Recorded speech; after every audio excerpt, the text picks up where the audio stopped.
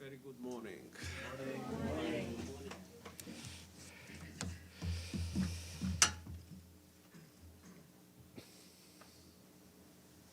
Good morning. Welcome to this press conference. The Secretary General will have some few opening remarks, and then perhaps we'll take a few questions. Dear members of the media, it's a pleasure to be with you again, now that we are preparing for the high-level week of the General Assembly. Allow me to begin with the very sad news and tragic developments in North Africa.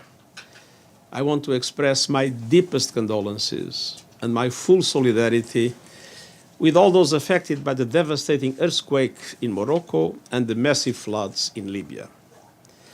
These heart-wrenching disasters have claimed thousands of lives and affected countless families and communities. The United Nations is mobilizing to support relief efforts, and we will work in any and every way we can with partners to help get emergency assistance to those who so desperately need it. In recent days, I've attended a number of gatherings of various groupings of world leaders. In Nairobi, to focus on climate solutions in Africa. In Jakarta, to strengthen our partnership with Southeast Asian nations. In New Delhi, for a summit of G20 leaders. And tomorrow in Havana, to meet with leaders of the G77 and China. But next week begins the greatest G of all, the G193, the high-level week of the General Assembly. It is a one-of-a-kind moment each year for leaders from every corner of the globe to not only assess the state of the world, but to act for the common good. And action is what the world needs now.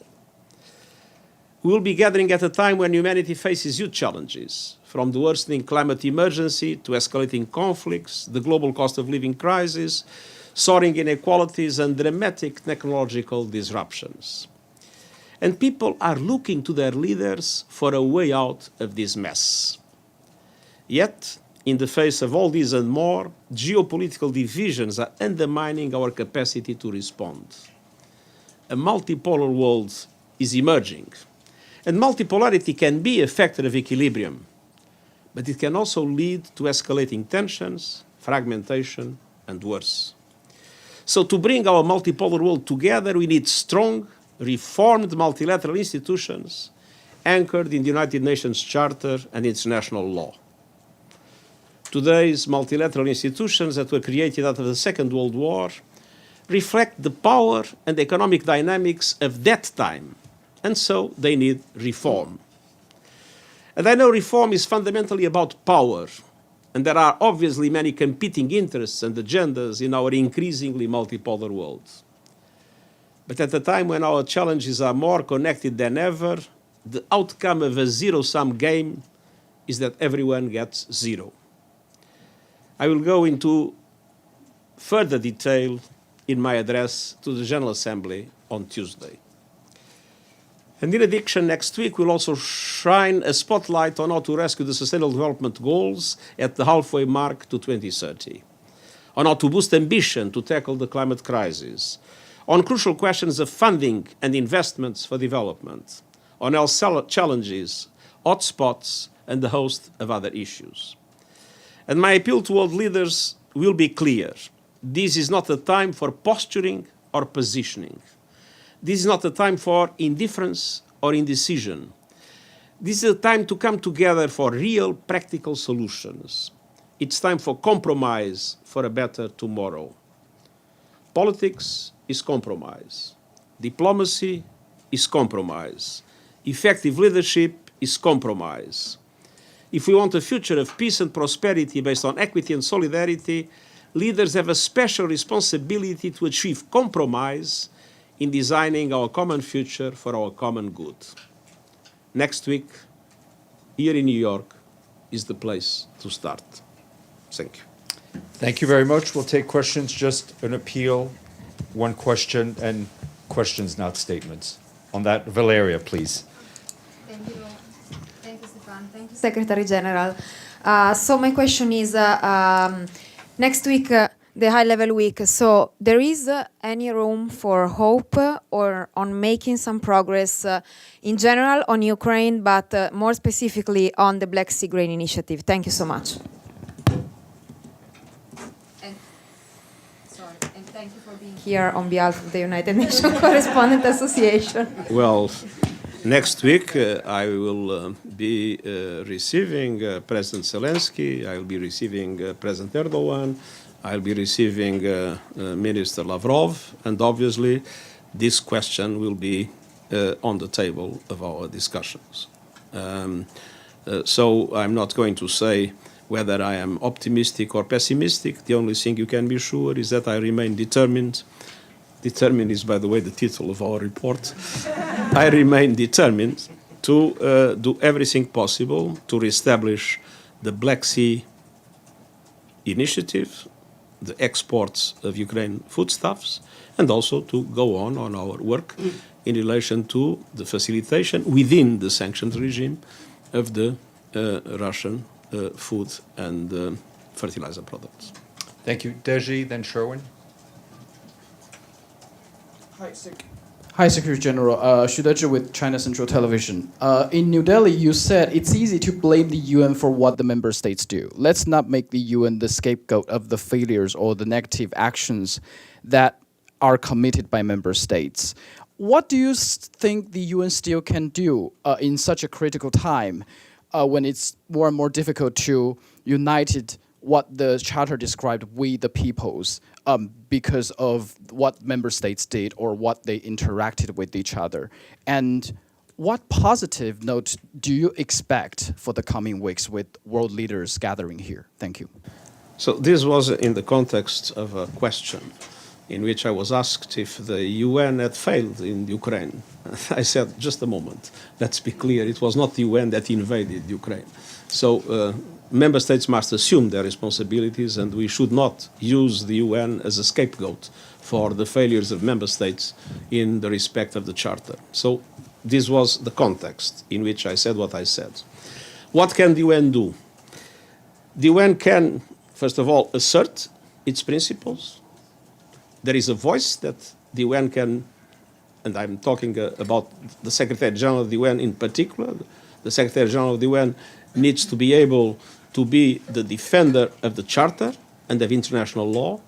And the UN has a convening power that, in some circumstances, manages to bring together parties to a conflict or actors that are relevant in order to be able to overcome divisions and in order to be able to get to solutions. And we have shown that convening power in some circumstances. But in others, as we know, it is very difficult to make member states come together when the level of divisions is as high as it is. But we will do everything we can to raise our voice, and we'll do everything we can to convene with our mediation efforts in order to help create the conditions for addressing the dramatic crisis that we are facing at the present moment.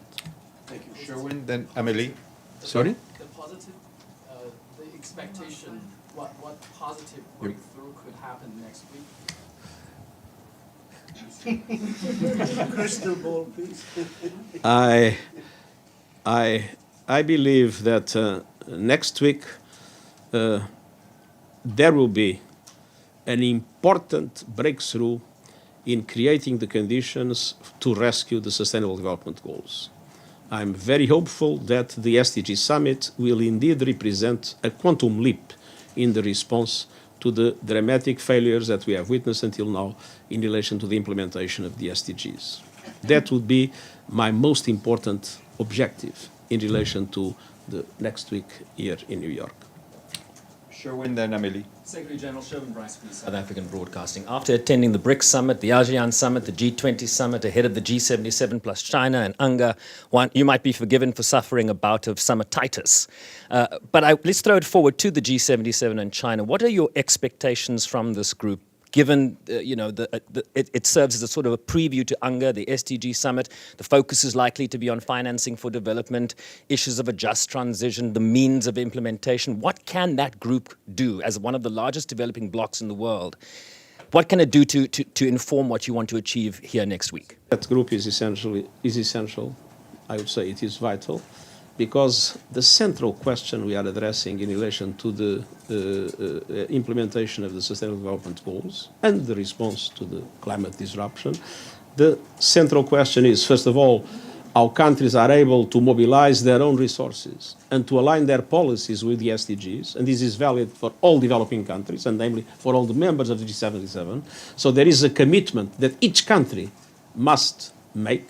But we also need to recognize that the present international financial situation does not facilitate the life of developing countries. And so the G77 and China are also important in helping to build a consensus and raising their voice in order to make the changes in the international financial architecture, in order to make the changes in the debt policies, in the concessional funding policies, and in many other aspects, in order to make sure that the international financial system works to the benefit of developing countries and allows them to overcome the present situation in which many of them are facing debt distress or close to it, and have not the fiscal space that is needed to be able to effectively implement the Sustainable Development Goals. So there are two aspects: what the countries can do and how they can mobilize their resources and align their policies with the SDGs, and what we can together do in order to have more equity, more justice, more fairness in international economic and financial systems to allow developing countries to do so.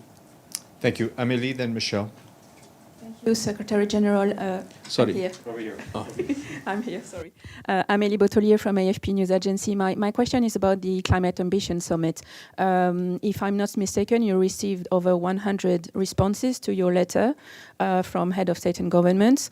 Now you have to choose which one can make it to the list of the first movers and first doers. So which country have you selected to be on this list? And especially since you said many times the G20 countries are not doing enough, will you be able to invite one of the G20 countries to this first movers, first doers summit? Thank you. Well, it's early to say who will be coming because we are still working on that. But it is true that G20 countries represent 80% of global emissions. I said to the G20 that it looks that nobody is in control, that climate change is coming out of control, but the truth is that the G20 are in control because they are the big emitters. And I would, of course, be very happy if several of the G20 countries would be able to come to the summit and announce a quantum leap in their efforts to reduce emissions and at the same time to better support financially the developing countries that are facing enormous difficulties in order to develop their own programs of mitigation and adaptation. Thank you. Michel, then Talal. Thank you, Secretary General. Thank you for the briefing. You spoke briefly just now about the geopolitical tensions that will be possibly on display next week, and you've previously warned of a fracture. What's your current assessment of sort of where the world is with respect to that, and how concerned are you that the war in Ukraine might sort of simply overshadow any action that could come from next week on other issues? I think the war of Ukraine is indeed a key factor in the aggravation of geopolitical divisions. And so the solution, a peace in Ukraine in line with the UN Charter and in line with international law, would be very important to allow for geopolitical divisions to be reduced. But those geopolitical divisions have other dimensions. And one of my main concerns is that we see the risk of fragmentation. I've been saying that our multilateral institutions are outdated. Our multilateral institutions do not reflect the world of today. And so it is important to have a serious commitment to reform those multilateral institutions, to make them truly universal, and to make them more fair and more equitable and more representative of the reality of today's world. And this is a possible instrument we have to reduce the risks of the so-called great fracture. On the other hand, it is very important to be clear that we want one global economy, one global financial system, one global and open internet, one global trade regime, and a convergence of strategies in relation to the capacity to have effective governance on disruptive technologies like artificial intelligence. And the IMF has recently published a research in which if we fracture the world into different economies, economic systems, different trade regimes, different financial institutions, the loss is of around $7 trillion globally. So I think it's in the interest of everybody, taking into account the divisions that exist, taking into account the difficulties, it's in the interest of everybody to have a global compromise. And compromise was one of the words that I used in a more repeated way in the recent presentation that I made of this press conference. We need spirit of compromise. There are divisions, there are different interests, there are different visions, there are different cultures, but the world needs compromise. Talal, then Sorry, just a very quick follow-up. Has the great fracture started? We have some symptoms, but we are not yet in a irreversible situation. So we are clearly on time to avoid it. But we are seeing some aspects in which we see the risks of division piling up. Talal, then Pam. Thank you, Stefan. Thank you, Secretary General.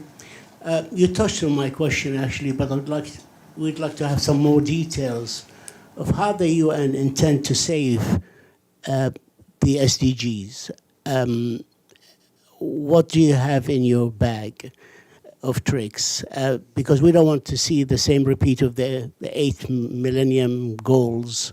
We keep moving the post every time. Can you give us some more details? Thank you so much. The most important initiative we had in relation to the rescuing the SDGs was the proposal of an SDG stimulus. And I was encouraged by the fact that the G20 meeting has welcomed the SDG stimulus. And I'm very hopeful that the declaration of the SDG summit will also be very positive in relation to the SDG stimulus. And that means a wide range of measures in relation to debt, in relation to concessional funding, in relation to the change, the capitalization, and at the same time the change of the business model of multilateral development banks to give them more resources and to allow them to be much more effective in mobilizing private finance together with their actions. So there is a wide range of proposals. Some of those proposals are, I would say, completely new, and they represent a meaningful change in how things are done today, and the way to overcome the fact that we have a dramatic gap in financing for developing countries. And my strong hope is that the summit will be able to support the SDG stimulus, and that will then be able, in cooperation with many other actors, to put in place measures to guarantee its implementation. Pam, and then Benno, and then Yoshito. Thank you, Steph. Thank you, Secretary General. It's Pamela Fogg from CBS News. Just before you walked in the room, North Korea and Russia have met about what some people believe is an exchange of ammunition for technology. What is your message regarding North Korea's advancement of its nuclear program? Well, I have two messages. First message, it is absolutely essential to abide by Security Council resolutions, and North Korea has been violating those Security Council resolutions, and recently, I believe yesterday, we had 2 new missiles that were. And second, any form of cooperation of any country with North Korea must respect the sanctions regime that was imposed by the Security Council. And that obviously is extremely relevant in the case that you have mentioned. Thank you. Benno, then Yoshita. Thank you. Thank you, Secretary General. Benno Schwinghammer with the German press agency. As of now, it seems from the P5 countries, just one leader is coming to the high-level week. What does that say about the profile of the event, and what would you tell leaders from the Global South who are concerned that the high-level week doesn't have enough punch to act on their demands? I don't think it is because we have or we have not a leader of a country that the high-level week is more relevant or less relevant. What's important is the commitments that governments are ready to make in relation to the SDGs and in relation to many other aspects of this week. So this is not a Vanity Fair. There is, by the way, a large number of heads of state and government that are coming. I can give you the statistics, or maybe you can give the statistics, but that is not what matters. What matters is not the presence of this or that leader. What matters is the commitment of the respective government in relation to the objectives of the summit. Thank you. Yoshita? Thank you, Stefan. Thank you, Mr. Secretary General. Yoshita Singh with Press Trust of India. At the G20 summit, the New Delhi's leaders' declaration was adopted by consensus under the Indian presidency amid geopolitical divides. What is your comment on the fact that this declaration was adopted by consensus, and what message does it give to the world? Thank you. Well, the simple fact of having a consensus means that there was a compromise, and compromise is something that is essential in present days. On the other hand, I would like to say, and I believe I should pay tribute to the Indian presidency, the Indian presidency did its best in order to have the South's voice represented, and did its best to put the development agenda in the center of the discussions of the G20. Then, of course, the conclusions are what they are. They depend on what countries are ready to accept, but I think that effort needs to be underlined. Thank you. Beitul?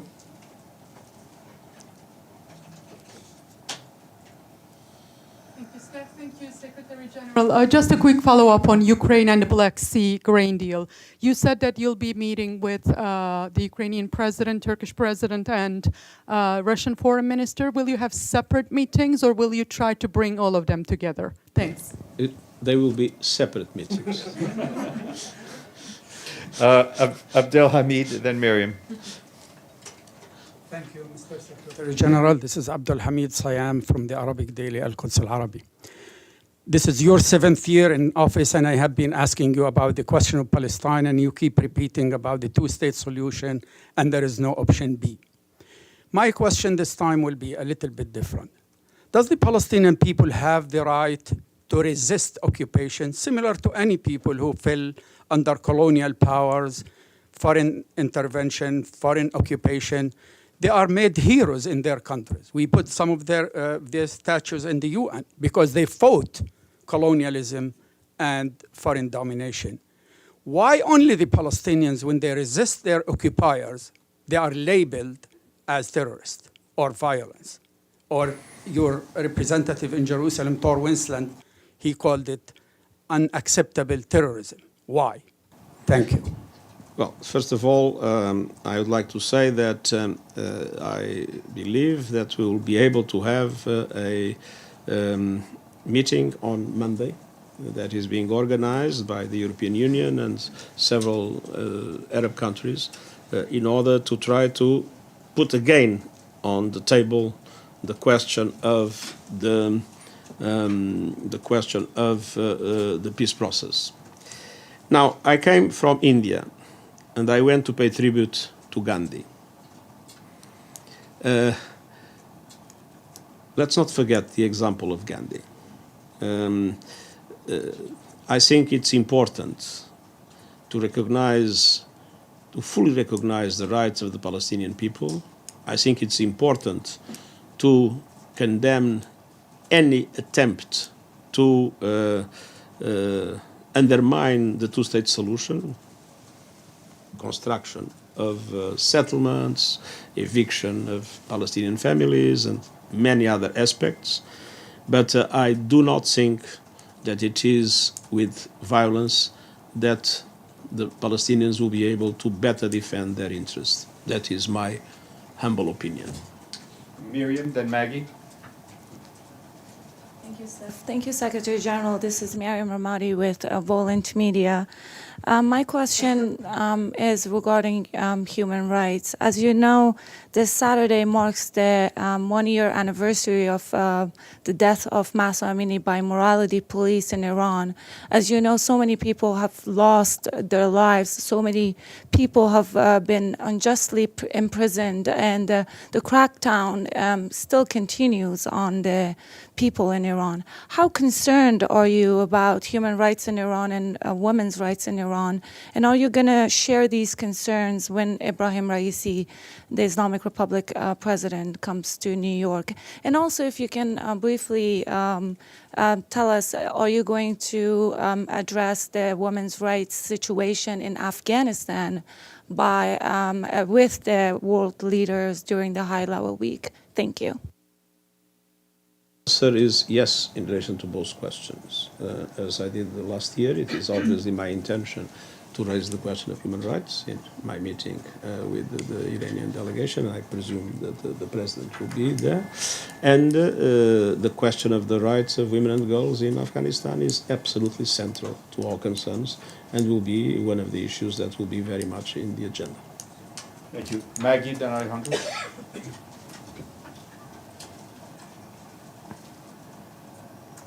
Hello, Secretary General. It's Margaret Bashir with Voice of America. Just before we came to the room, your special envoy in Sudan, Mr. Perthes, announced he's stepping down.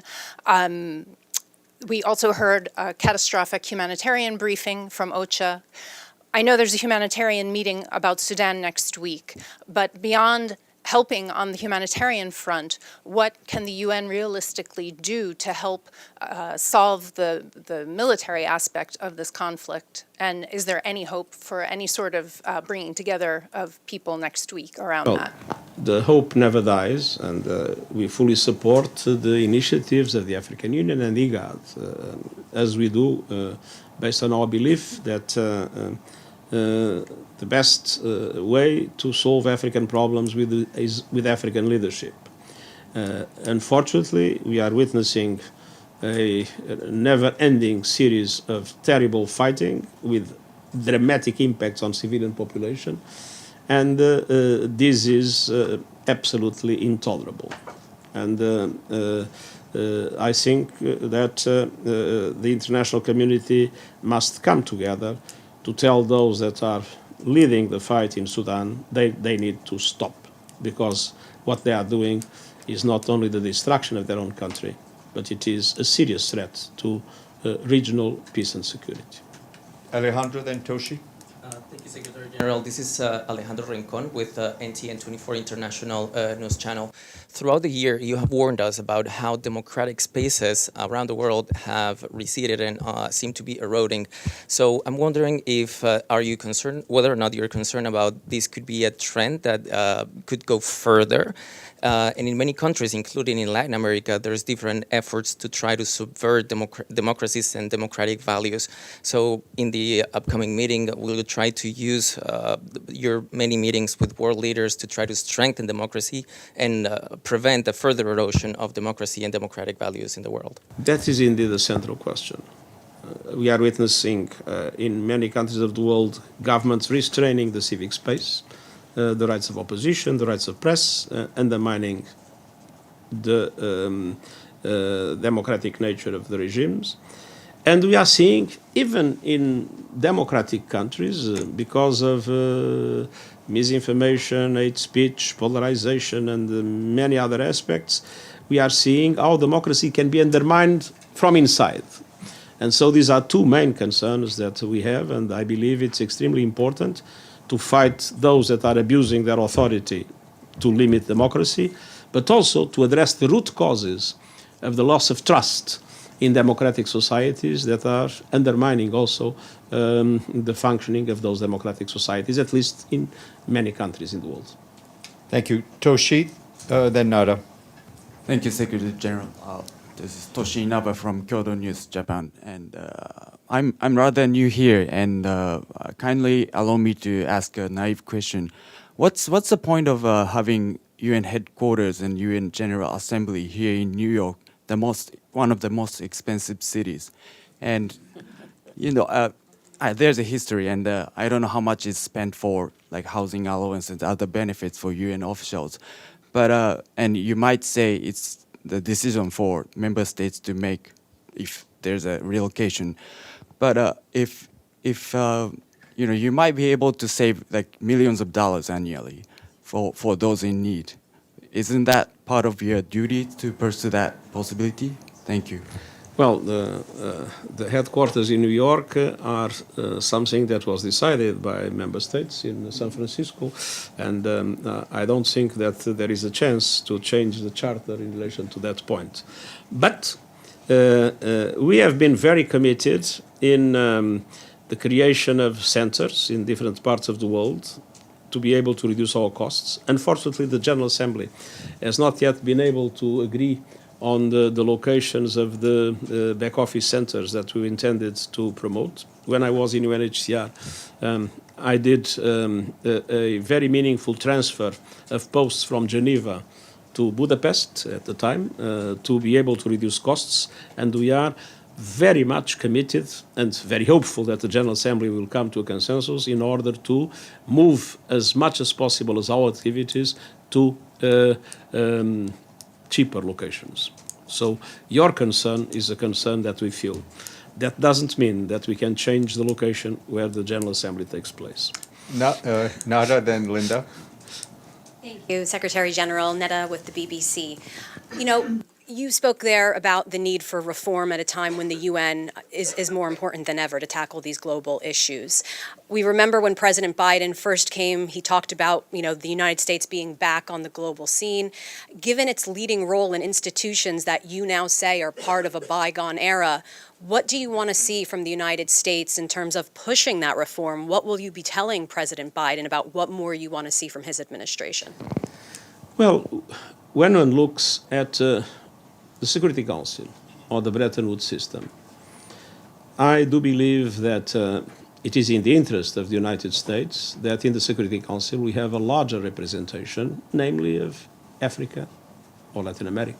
Just to give examples, the two continents that have no permanent members in the Security Council. And that, in my opinion, would benefit, not undermine, would benefit the United States and the other permanent members, because it would give a much higher legitimacy to the Security Council, which I think is good for everybody.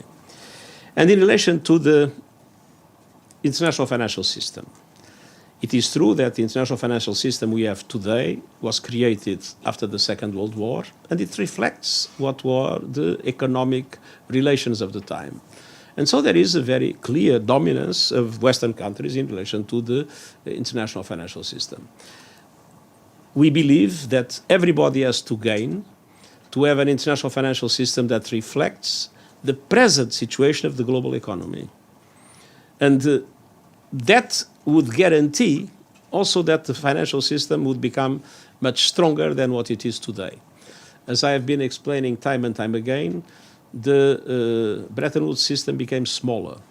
The World Bank, the paid-in capital of the World Bank is today less than 1/5 of what it was as a percentage of global GDP in 1960, which means that the alternative to reform is not to maintain the status quo. The alternative to reform is fragmentation, is the stimulus for alternative systems to appear. And that, I believe, is totally against the interests of the United States and the interests of the world as a whole. Linda, then Iftikhar.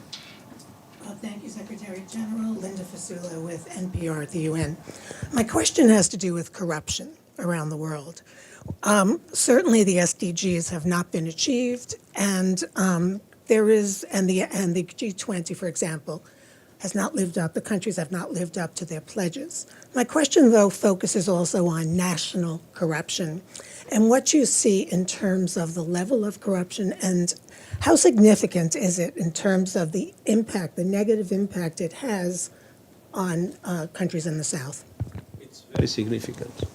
one of the obstacles that exist in relation to the implementation of Sustainable Development Goals is the deviation of resources through corruption. And we have one agency that is particularly committed to the fight against corruption, we are ODC, and we have agreed that we would strengthen our role as United Nations in relation to fighting corruption globally and addressing different ways to do it effectively. For instance, one of the best instruments that corruption has is illicit financial flows. And illicit financial flows are taking place to a certain extent with the tolerance of many member states. To fight illicit financial flows effectively internationally is a very important tool to limit corruption, namely in developing countries. We have, for instance, in the African continent, more money moving out in illicit financial flows than the money moving in relation to ODA. So to fight corruption is indeed an absolutely essential instrument to make sure that countries have the resources necessary to implement the Sustainable Development Goals. Iftikhar, then Yvonne. Thank you, Staff. Sorry. Ali from Associated Press of Pakistan. Thank you, Steph. Mr. Secretary General, this is Iftikhar Ali from Associated Press of Pakistan. My question is about follow-up on the G20 declaration, which was unanimously adopted in New Delhi. Sir, in paragraph 78, the declaration deplores all acts of religious hatred and intolerance. In this context, did you raise with the Indian leadership the recent acts of violence against Christians and Muslims by Hindu extremists in India? Well, I had no meeting with the Prime Minister Modi. There was no bilateral meeting during the G20 summit, but our position has been very clear. Religious intolerance is a violation of human rights that is totally unacceptable. Yvonne, then Alan. Thank you, Steph. And thank you, Secretary General, for this briefing. Yvonne Murray from RTE News. You've just spoken about the importance of democracy to this agency.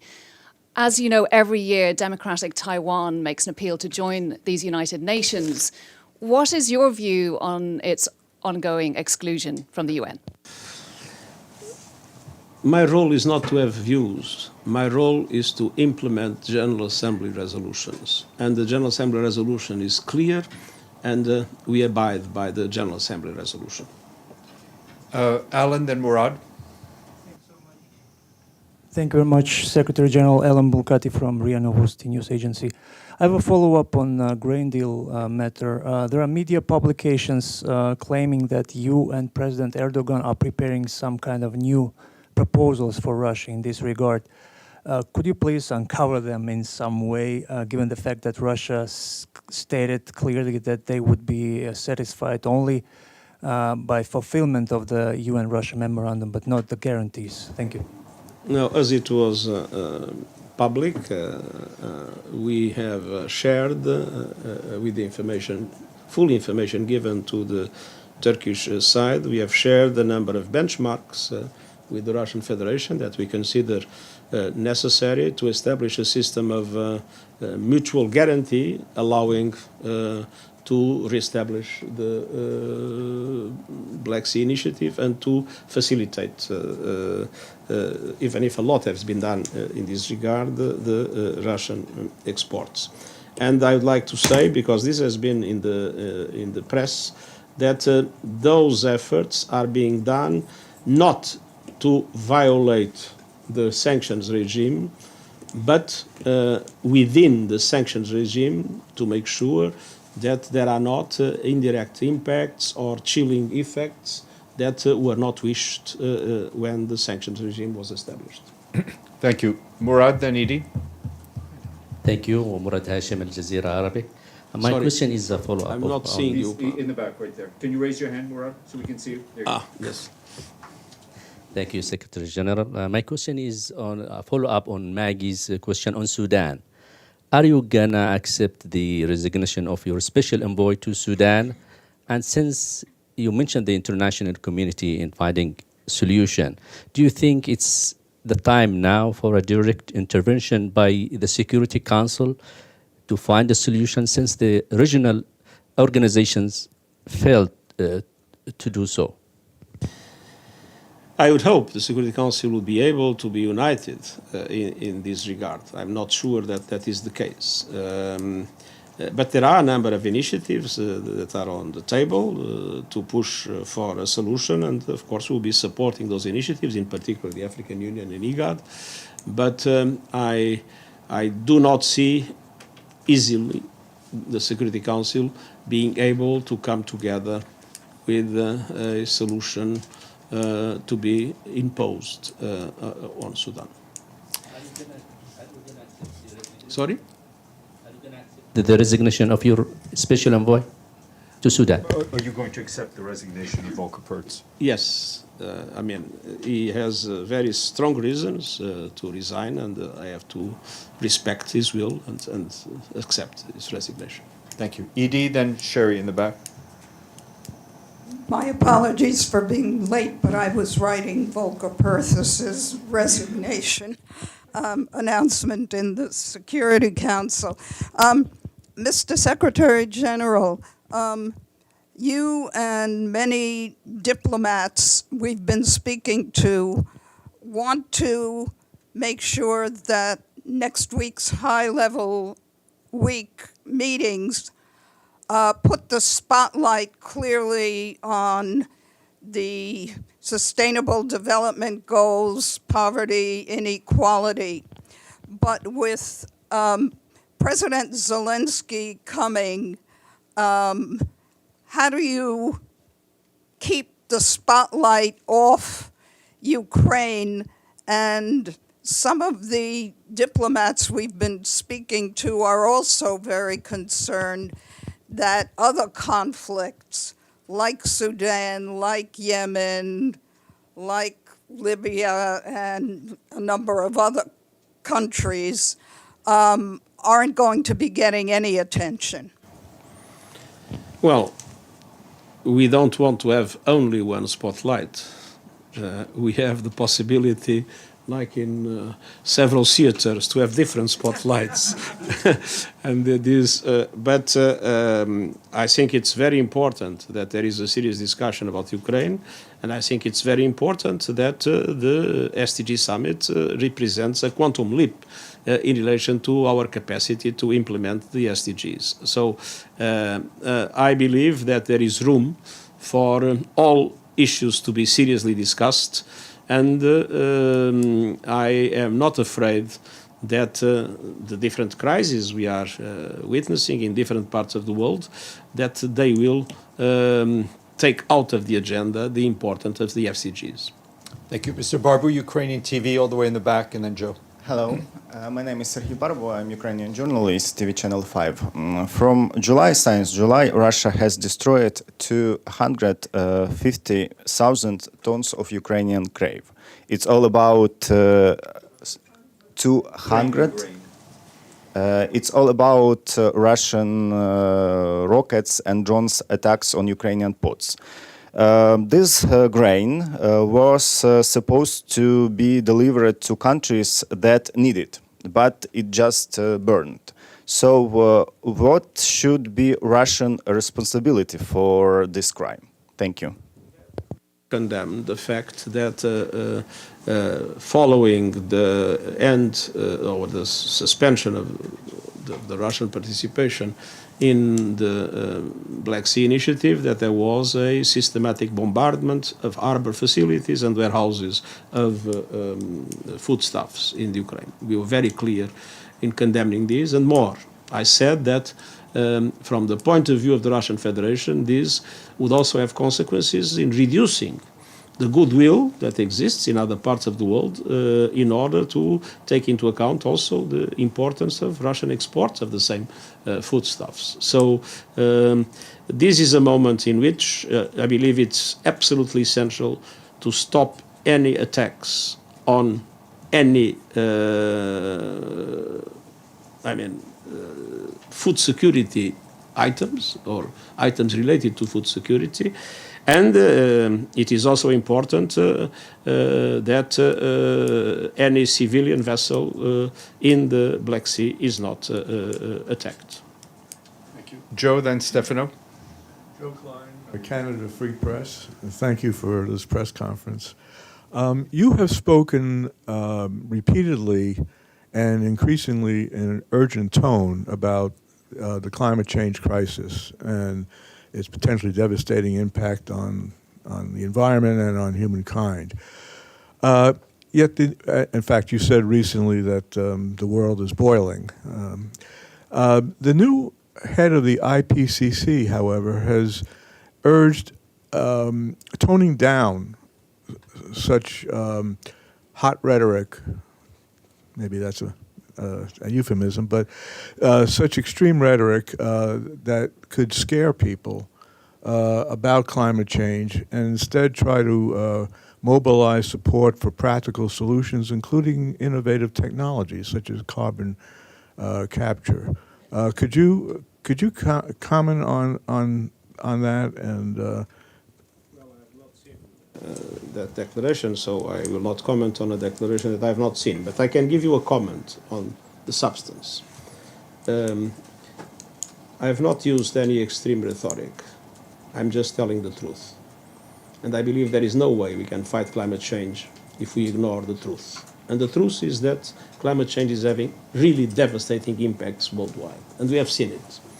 Now, whenever I say this, I also say that there are reasons for hope, because we are not yet too late. And we need to use the understanding of how dramatic the situation is to mobilize the resources and the political will to do what can be done. Because it's possible to do, which is to stick to 1.5 degrees as a limit of temperature growth at the end of the century. And of course, to use all possible instruments, and carbon storage is one of those instruments. But having said so, it is also important to say that when one talks about new instruments, they are welcome to add to our efforts, but they should not be a pretext to reduce our commitment to mitigation. Because for the moment, that is the main instrument we have in order to make sure that we contain global warming. Stefano, then Kirsty. Thank you, Stefan. This is a question for you as a Secretary General, but also as a former leader of UNHCR. About those thousands of migrants that just reaching the island of Lampedusa in Italy in the last hours, do you think that those migrants should actually, especially the thousand that are arriving from Libya at the moment, should be actually considered refugees? Should be considered refugees? And do you think that Italy is doing anything possible at the moment? And what about the European Union? Well, I think the last flow is more from Tunisia than from Libya. That's at least the information I have. Now, that question should be asked to the High Commissioner for Refugees, because he is the authority in that regard. And I always respect his authority. But I think we are witnessing, when we look at the Mediterranean, a mixed flow. We have people that clearly are refugees in line with the 51 Convention, and we have people that essentially moved for economic reasons. Both need to see their human rights respected. But of course, refugees, beyond their general human rights, have the rights that were defined by the 51 Convention. So I think it's a mixed flow, in my opinion. You have refugees, you have migrants, and there is a way to distinguish, which is refugee status determination. And European countries have rules that allow for this determination to be made. But I also would like to say that in relation to these flows, it's essential to have European solidarity. It's essential to have the assumption of a European responsibility, because the effort cannot be put only in the countries that are at the borders of Europe. The effort needs to be shared by all European countries. And this is something that when I was High Commissioner for Refugees and now as Secretary General, I go on insisting. This is a problem that is not only a problem of the countries that receive this influx, it's a problem of the European continent and in particular the European Union, and there must be mechanisms of solidarity and burden sharing that are effective in this regard. Kirsty, CBC, and then Ruda, and then we'll close it. Thank you, Secretary General, for this briefing. Chris Reyes with the Canadian Broadcasting Corporation. Secretary General, what is your best hope and expectations in meeting with President Zelensky, Minister Lavrov, President Erdogan next week? And do you think that being at the United Nations, essentially your home turf, surrounded by symbols of everything that this institution stands for, do you think that will make a difference in advancing peace talks? Well, I would love to have a chance to be able to mediate in order to have peace talks, but I think we are far from that to be possible. And we go on insisting on the need for peace, but not any kind of peace.